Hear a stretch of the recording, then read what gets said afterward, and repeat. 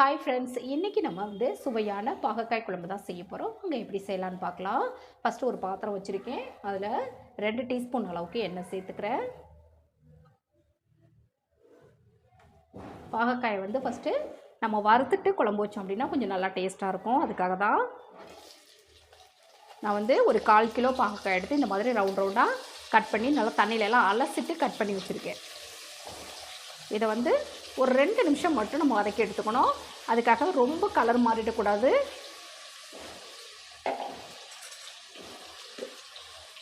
ஒரு 1/4 டீஸ்பூன் அளவுக்கு மஞ்சள் பொடி போட்டு நல்லா வதக்கிடலாம். சீக்கிரமாக வதங்கிடும். பாகக்காயை ரொம்ப போட்டு வதக்கிடக்கூடாது. ஏன்னா நம்ம அந்த கசப்பு தன்மைக்காக தான் நம்ம குழம்பு செய்கிறது. அதுவே குறைஞ்சிடும். அதனால் ஒரு 2 நிமிஷம் மட்டும் நம்ம வதக்கி விட்டாலுமே நம்மளுக்கு இது போதும்.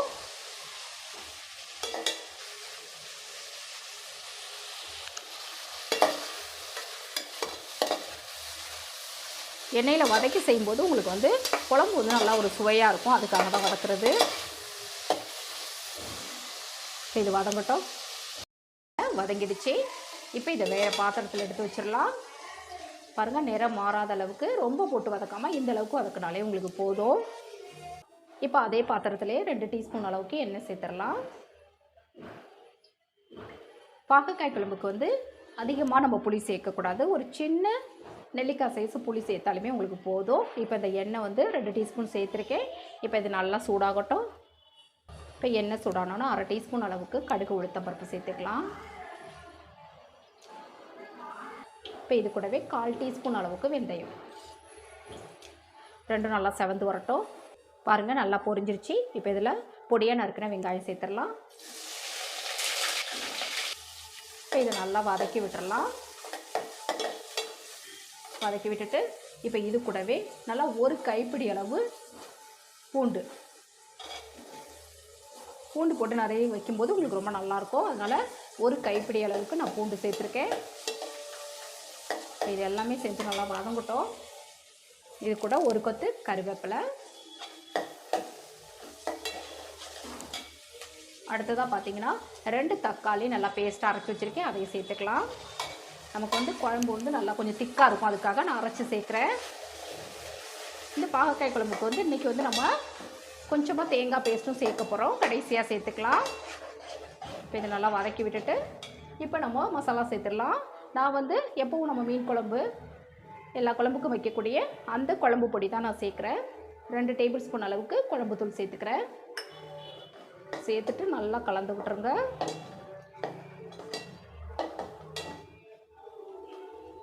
இப்போ நம்ம புளிக்கரைச்சல் சேர்த்துடலாம். நான் ஒரே ஒரு சின்ன நெல்லிக்காய் சைஸ் புளி எடுத்து நல்லா கரைச்சிட்டு வடிகட்டி வச்சுருக்கேன். இப்போ அதை சேர்த்துறேன். நம்ம விருப்பத்துக்கு தகுந்த மாதிரி தண்ணி சேர்த்துடலாம். குழம்புக்கு தேவையான அளவு தண்ணி, தேவையான அளவு கல் உப்பு. இப்போ நல்லா கலந்து விட்டுறலாம் ஒரு தடவை. இப்போ ஒரு மூடி போட்டுடலாம். மூடி போட்டுட்டு ஒரு 5 நிமிஷம் மட்டும் கொதிக்கட்டும். பாருங்கள், நல்லா குழம்பு கொதிக்க ஆரம்பிச்சிருச்சு. இப்போ நம்ம கொதிக்க ஆரம்பிக்கும் போதே நம்ம பாகக்காயை சேர்த்துடலாம். நம்ம வதக்கி வச்ச பாகக்காயை சேர்த்துக்கிறேன். ஏன்னா உங்களுக்கு அப்போ தான் நல்லா வேகும். இப்போ இதை நல்லா கலந்து விட்டுறலாம். கலந்து விட்டுட்டு ஒரு 7-8 நிமிஷத்துக்கு இந்த குழம்பு நல்லா கொதிக்கணும். ஏன்னா உங்களுக்கு அப்போ தான் பாகக்காய் நல்லா வெந்து வரும். ஏன்னா லேசாக தான் நம்ம வதக்கியிருக்கோம் இல்லையா, அதனால் உங்களுக்கு நல்லா வேகணும். இப்போ இதை ஒரு மூடி போட்டுட்டு ஒரு 7-8 நிமிஷத்துக்கு நல்லா கொதிக்கட்டும். குழம்பு நல்லா திக்காகவும் ஆகணும். அதுக்கு பிறகு நம்ம தேங்காய் பேஸ்ட்டு சேர்த்துக்கலாம். பார்க்கலாம். பாருங்கள், நல்லா ஒரு 7-8 நிமிஷம் நல்லா குழம்பு கொதிச்சிருச்சு. இப்போ ஒரு தடவை நல்லா கலந்து விட்டுறலாம். பாருங்கள், நல்லா பாகக்காயெல்லாம் நல்லா வெந்து வந்துருச்சு.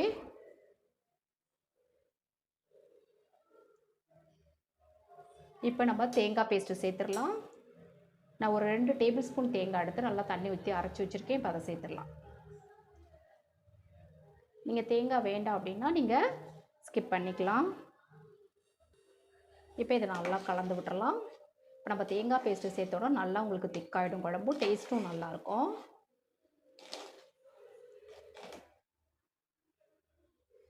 கலந்து விட்டுட்டு இப்போ மூடி போட்டு மீடியம் ஃப்ளேமில் வச்சு ஒரு 2 நிமிஷம் மட்டும் கொதிக்க வச்சா போதும்.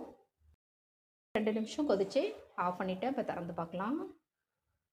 பாருங்கள், நல்லா பாகக்காய் குழம்பு ரெடி ஆகிடுச்சு. கொஞ்சமாக அதில் கருவேப்பிலை மட்டும் இந்த மாதிரி பிச்சு போட்டுக்கலாம். நல்ல மணமாக இருக்கும். பாருங்கள், நல்ல சுவையான பாகக்காய் குழம்பு ரெடி ஆகிடுச்சு. நல்லா திக்காகவும் ஆகிடுச்சு பாருங்கள்.